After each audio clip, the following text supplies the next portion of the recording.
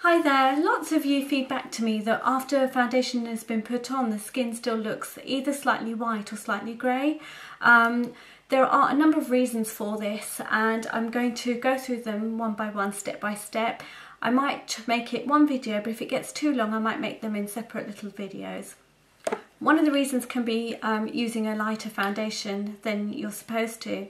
I'm using NC30. I'm typically an NC35. NC30 foundation. I'm just going to put that all around my skin very lightly, not too much. And it's fine around my cheeks where I've got natural red tones. It's fine around my nose where I've got natural redness to my skin. It's fine around my forehead as well.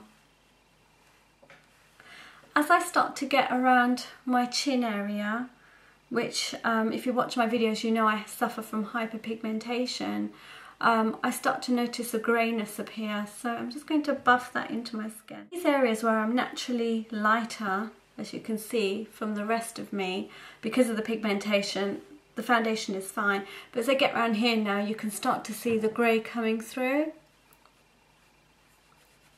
And you can tell that that is a veil then on my face.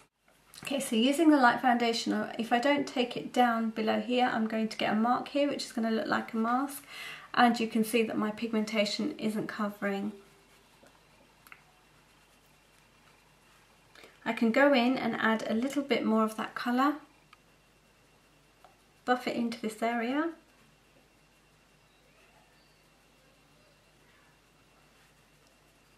But it's covered it in the sense that it's made all that area flawless, and because it's all flawless there's no other blemishes coming through or no colour coming through like redness. You can see that patch even more prominently. So on this side now I'm going to use NC35. I'm going to use a darker colour which is a bit more suitable for me. This is NC30, cool toned. And this is NC35, and I feel that this has got a bit more warm pigment to it, which is why I feel it suits me better. So from the camera I can see straight away that on this side you can still see that grey patch, and on this side, even though it's heavier, that patch, and darker and deeper, it's a lot more blended and matching with my skin tone, and it's not as prominent. It's still not 100% perfect. There is another tip I have for you, but if you're only going to use one product, one foundation, then I would suggest making sure that you go for a colour that's suitable for you. If you're going to use cool toned foundations, which obviously for MAC NC means it's a cool, if it's an NW it's a warm, then I would suggest making sure that you try a range of 2 to 3 colours to see what happens to that line of pigmentation, or even under your eyes. It's not going to make any pigmentation disappear completely because you know, colour correcting will help with that, but it's going to certainly improve and leave you less with a veil. Obviously you're not going to leave your foundation like this. If I left my foundation on my skin without powdering it, it's just going to get so very oily, because I can be very oily in my T-zone areas.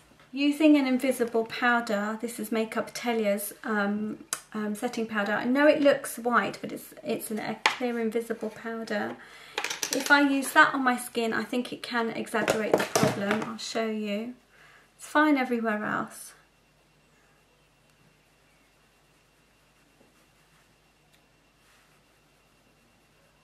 Only there now, the pigment just by my lip, the darkest bit on this side, has suddenly popped out.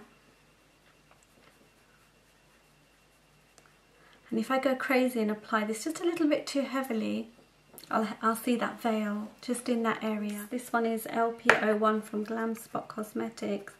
Taking a little bit on the brush. And on this side I can see that little bit there still that needs a little bit something more.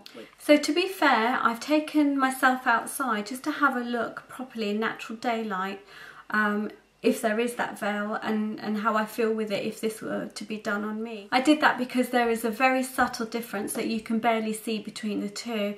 Now because I've done a yellow base on here already, and it's a lighter colour than I usually have, I can still see that masked as I expected. That was the whole point of doing this face, with the yellow and the white on top. And on this side, because I've still got a yellow concealer,